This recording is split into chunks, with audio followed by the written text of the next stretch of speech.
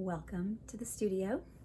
I wanted to invite y'all in. I have just finished most of the nativity collection that I've been working on.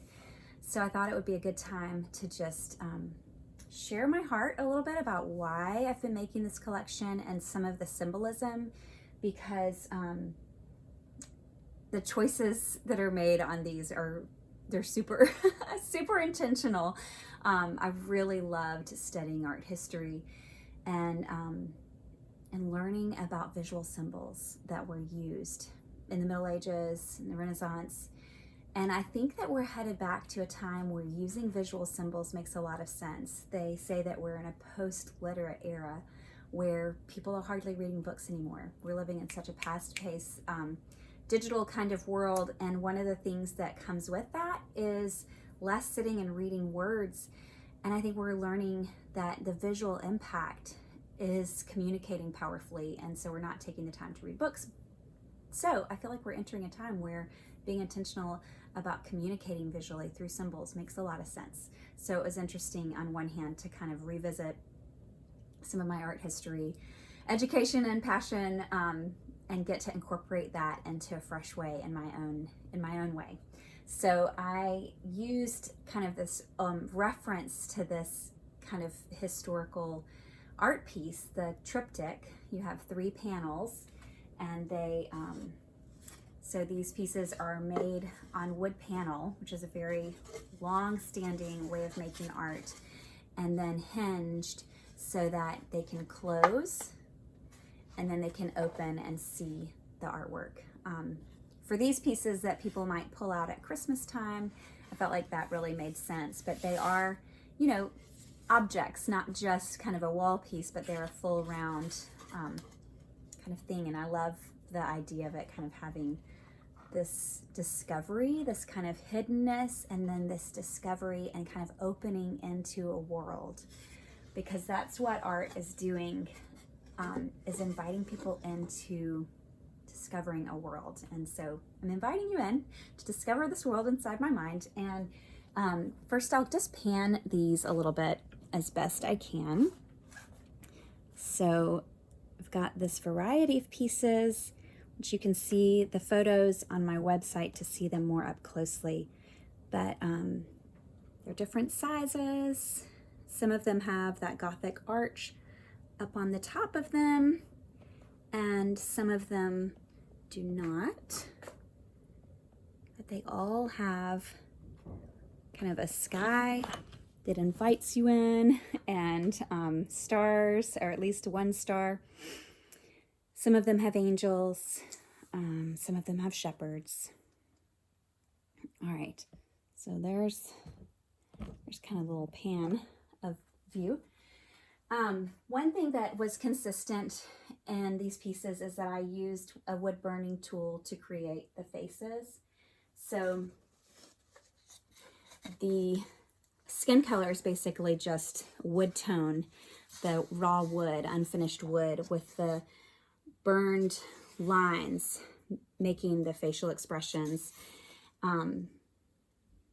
That slow practice and the unforgiving nature of it, really slowing down because you can't erase or paint over, was a good time of meditation, and also was really thought-provoking, looking into these people's facial expressions and thinking about their story, the shepherd, and how he was out in the woods, or in the wilderness with these sheep, his eyes accustomed to the dark so that he can watch for things. And then there's just this wild brightness and angels, crazy, shocking. And I love to make the angels, not quite the ladies in white ball gowns kind of angels, but a little bit more the wild creatures they probably are. The first thing they ever say is always, "Do not be afraid," which makes us think that it was kind of a fearful thing to be startled by angels.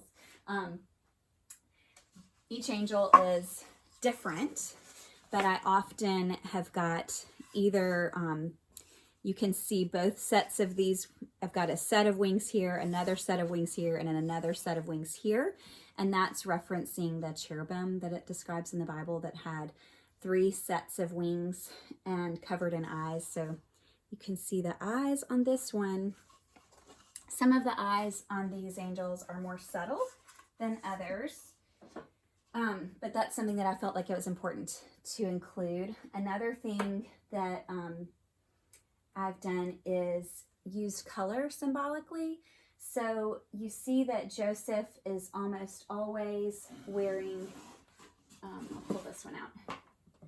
Joseph is almost always wearing green, or at least has a green sash, because green has been historically a color that represents faithfulness. And so thinking about Joseph's part in this story and how he is invited to stay faithful to this woman he's planning on marrying, who's all of a sudden pregnant with a child that is not his.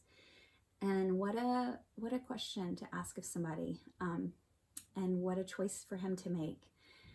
So he's wearing green, and then Mary is traditionally wearing red tones, earth tones, to represent her kind of humanity, her full humanity. But then she has on a veil over top that's blue, that's starred, and that represents how she had like God overshadow her and create this child within her that was fully human in her humanity, but also fully God, because of this the fatherhood of God kind of covering over her. So wild to think about. So wild. So Mary is, in each of these paintings, Mary is wearing that traditional color tone, the red tone, and then the blue veil with the stars. I think there's nothing like staring into the expansive, dark night full of stars to make us realize that we're part of something much larger than ourselves and our lived experience here in the bright day-to-day, where we can see everything and feel like we can be in control of everything. But sometimes I think that's why those of us who live in cities kind of forget about God. But those of us who can go out into the countryside where the sky is still truly dark and see the stars just never ending out into space, it's kind of shakes you. So I love that about the night sky. And so this one I used a real kind of wet on wet aspect and painted the sky as it's laying flat. I did that for most of these, but this one you can really see the puddles and pools of different blue tones and purplies and turquoises, just this kind of wash of wildness in the sky and with the stars. So kind of touching on just that experience I was talking about with the stars and the night sky. Let's see. The other thing that I did with these was I did the halos, which is another kind of visual language that's been used in religious art. It denotes there's something special about this person. So in each one of these, Jesus, who is portrayed at Christmas as a baby, has this gold-leafed halo, which is a really kind of classic old way of making gold, and where you have a really, really thin film of metal that you use adhesive to, connect and make it connect there. So Jesus has the gold halo, but everybody human, I have been calling them my messy haloed saints. I had a ball doing spin art using my pottery wheel and dropping paint and watching it just spread outwards, and really made me think about the fact that that's true of our story. There's things that splash into our cycle of days and weeks and years that just spread out and really kind of change the way our story unfolds. And so it's definitely thinking about the life story of each of these people, and how, yeah, we are saints, but we look pretty messy on this side of things, and that's true of every one of us. But yeah, each of us has a different story, and have had different things that have splashed in and transformed how our story has unfolded and left its mark on us. So with the spin art design for my messy haloed saints, that's what was in my mind as I was making that. And so we've got the shepherd with his halo, Joseph with his halo, Mary with his halo, all of these people, truly mortal, messy humans, but invited into the wonder of this wild, wild reality. And then on the angels, it's this pearlescent paper. It's kind of hard to tell in this light, but it's a pearlescent paper, and some of them have metallic stitching into it. This one has kind of like white peacock feathered iridescent wings. So another aspect is the symbolism of Mary. Some of them have Mary, and you can see her dress is up, and you can see her heel, and that she's stepping on a snake. And this is something that is referenced all the way at the very beginning of the story in Genesis, in the Garden of Eden, when God says, I'm going to create people that are my image, and I'm going to walk in the garden with them in the evening, and I'm going to love connecting with them, and I'm going to let them shape this world that I'm making them for, and let them be co-creators and like mini version of me, having creative run of this place, naming things and shaping things, except for there's one limit, because they're not God. There's this tree they shouldn't eat. And there's an angel who had wanted to be like God, got jealous of the fact that God had all the power, and then comes around, kind of like in The Lord of the Rings, if you're familiar. The ultimate evil here he sees that he's losing at the very end of it, but he just goes into the Shire and like cuts down all the trees just to spite. So I think of that being like this evil angel that we call Satan, coming into this Garden of Eden, this beautifulness, and saying, I just want to ruin it. Just want to mess it up. So I'm going to tempt Eve and Adam to eat the fruit that they're not supposed to eat, just to mess it up. So they're all called before God to like talk about what happened here, and there's consequences. And so the snake is told, yeah, you're going to bite her heel. You're going to hurt and damage and cause pain on earth. But at the end of it all, she's going to step on your head. And that's what happens here with Jesus. He comes and he pays the ultimate price so that curse of destruction is over.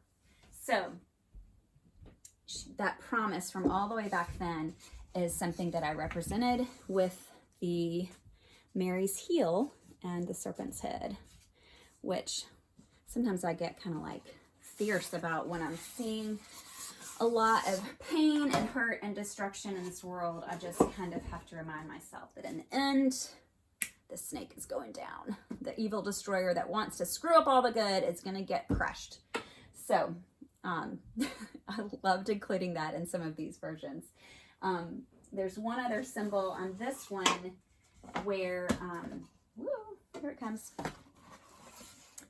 You see that the baby Jesus is holding a pomegranate, and that is the fruit that people think may have been the fruit from the Garden of Eden. And in the Jewish like temple, the priest has a particular thing to wear, and it has pomegranates on it, and there's tradition that the number of seeds inside the pomegranate is the same as the number of laws. And so it's this really powerful moment of Mary and Jesus kind of like, here's the law that I can't keep, and I ate this fruit and things are messed up, but I'm giving it to you and letting you come in, this child who's coming into the world to fix it. And this one you'll see is also has a little reference to the Starry Night. I loved getting to go to the Metropolitan Museum in New York and see the Starry Night painting, the actual in the flesh one by Van Gogh.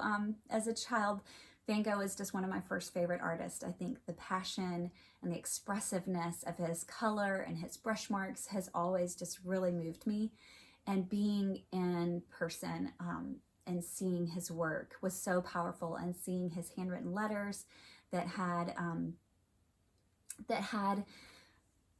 his ideas behind it, and the power of those dark cypress trees contrasting against the bright sun-washed sky in Italy, and then seeing just his expressive use of brush marks and swirling in the sky, like totally capturing that feeling that I was talking about of like being in front of the starry sky and just feeling the power that's bigger than us and the wildness. And anyway, so it just touched my heart to just share a moment with Van Gogh and his passion for his artwork. And in his lifetime, people didn't get it, you know? So he had that kind of heartbroken feeling as an artist that something moved him so deeply. And he created this huge expanse of work that was driven by passion, and had the heartache of feeling like people didn't really get it. But years later, we get it now. We get it. So anyway, it was a really powerful experience this summer to see his work, and just really moved me. So it brought a little bit of Van Gogh's passion for that starry sky. And then this one I also put in a little iridescent dove, just kind of representing the Holy Spirit of God that was present in this whole story. So I want to thank you all for joining me and listening to some of the symbolism. Also Mary has, each one of Mary's halos has, on each of the Marys, she has 12 gold stars.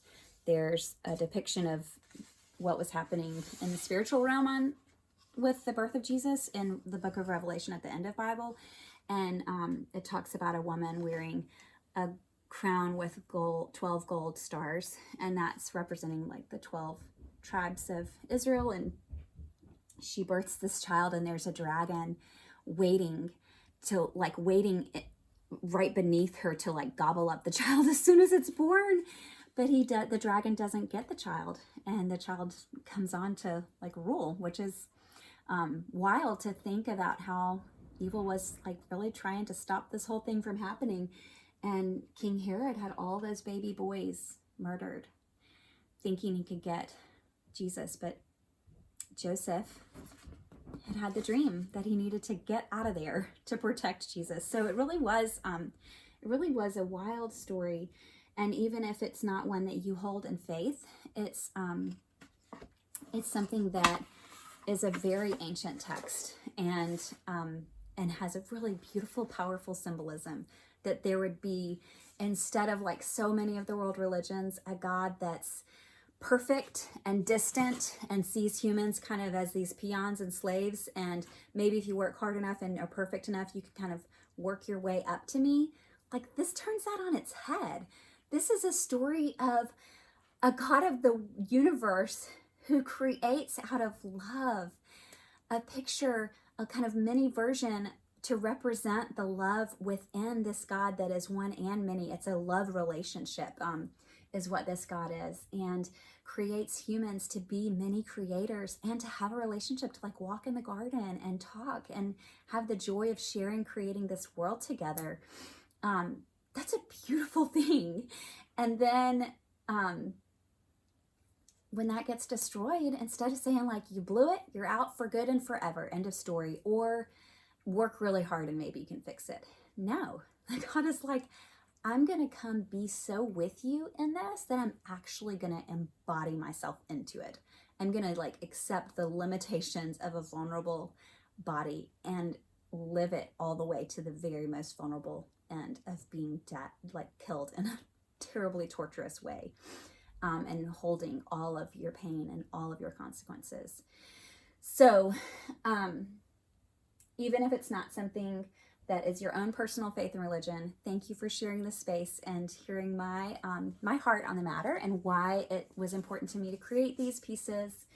And I hope that even if it's not something you take in your heart as your religious beliefs, I hope that the idea of a God like that that would come into our world and experience our heart in a way that's sitting with us. Like, that's so powerful to, that's something that's so healing psychologically, to have somebody that would have attunement and containment, like come and hold and sit and be with you, so with you. So anyway, that's what Christmas is to me, and that's what I'm celebrating, and that's what I created these pieces to celebrate. So I'm gonna go through and close each one of these doors now that I have opened up these worlds to you. I'm gonna just close them each down, and you can see the different outsides have texture, kind of like wood grain, and some of these stars, like this one, are cut out of a Coke can, so it's like the inside of a Coke can, like aluminum. And this one is inspired by a barn owl feathers that have like very subtle kind of bird eye kind of looking things. And you can see kind of that, it looks like, I don't know if you can tell in here, but kind of some decorative carving is kind of what it looks like, wood carved, that I created with modeling paste and painted on there. This one has the sheep off in the field, and then this has this really like beautiful waxed designed handmade paper in here, kind of breaking in with the light shining down from heaven. This is the only one that kind of looks like bright shining day, but I love it. She also has this metallic-y, silvery lilies on her. The lilies are representative of purity and kind of just the reality that, like, oh, this woman is having a baby and she is a virgin. That's scientifically wild. And this one, I've seen this one, and it's got kind of turquoisey wood grain on here. And our last one, I'll leave it open because it's hiding my mess on my studio. But thank you again for joining me, and I hope that your season has moments that let you wonder with awe and wonder with, like, what is this wild story about? Anyway, many blessings to you.